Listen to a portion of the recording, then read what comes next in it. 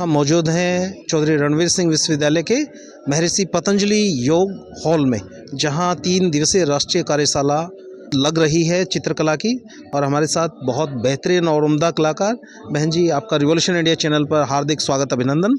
और अपना थोड़ा परिचय बताते चलें, और ये जो चित्रकला इतनी सुंदर जो बेहतरीन आपने बनाई है बताते चलें, इसको परिभाषित करते चलें। जी, मेरा नाम जयश्री मालोंड है। मैं महाराष्ट्र से हूँ। मैंने मास्टर्स डिग्री नागपुर से की है पोर्ट्रेट में।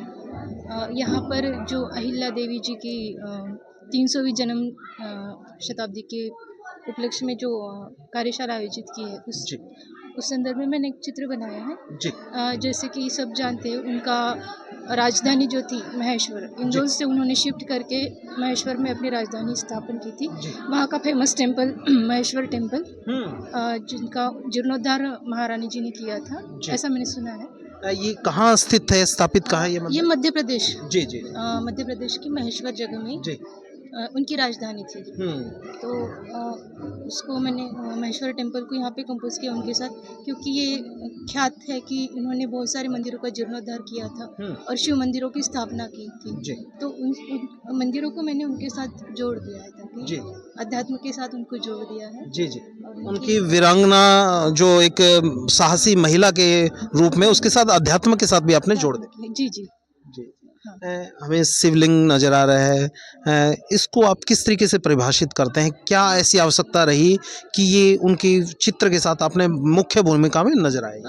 ये कहा जाता है कि जब वो न्याय के लिए बैठती थी अपने सिंहासन पर, हाथ में शिवलिंग को लेके बैठती थी, ताकि जो भी वो न्यायदान करे शिव जी की आज्ञा से करे। जो भी वो लिखती थी, जो भी आज्ञा देती थी, उनका ये कहना था कि जो भी हो रहा है शिव जी की आज्ञा से हो रहा है। तो हमेशा उनके हाथ में शिवलिंग बताया जाता है। उनको एक पहचान ही शिवलिंग के साथ हो जाती है। हम रंगों की बात करें, बचपन में लोग मिट्टी से खेलते थे, खेलना पसंद करते थे।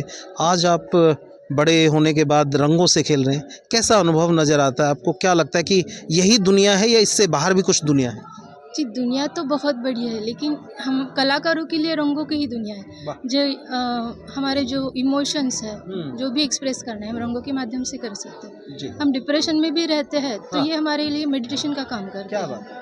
और बिल्कुल बहुत सारे डिप्रेशन से हम बाहर निकल सकते हैं। जो छोटे बच्चों के लिए भी हम देते हैं ना, छोटे बच्चों के लिए हम क्रेयॉन्स वगैरह प्रोवाइड करते, कलर्स प्रोवाइड करते हैं। जनरली हम उनको ब्लैक एंड वाइट कलर्स छोटे बच्चों को नहीं देते, क्योंकि उनकी जो एक्सप्रेशंस है रंगों के द्वारा ज़्यादा वो दिखा सकते हैं। जी जी। तो हर किसी के लिए रंग देखना बड़ा आनंददायी होता है। जी।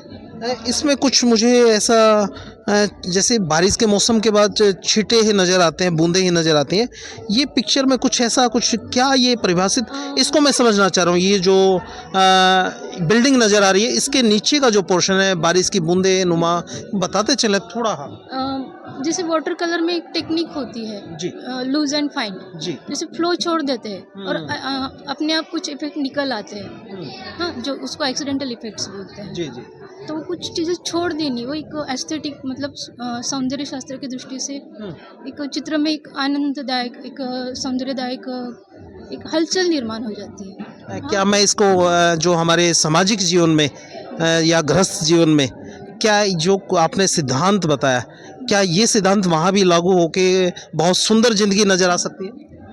जी देखो, तत्व ज्ञान के नज़र से देखें तो हर चीज़ में हमें फिलॉसफी दिख सकती है। जैसे यहाँ बहुत सारे कॉम्प्लिकेशंस दिखा है, उसमें भी हमें शिव जी के दर्शन हो रहे हैं।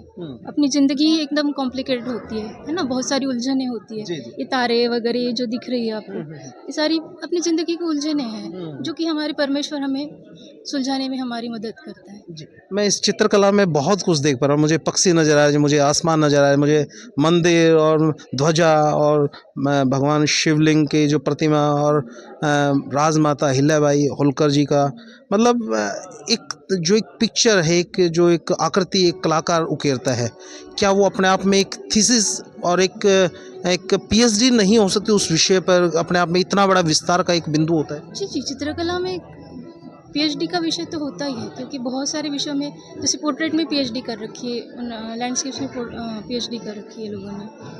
तो फिलॉसफी तो भरी है चित्रकारिता में। बहुत आभार, आपने समय दिया। आप जुड़े रहे रिवॉल्यूशन इंडिया के साथ। धन्यवाद।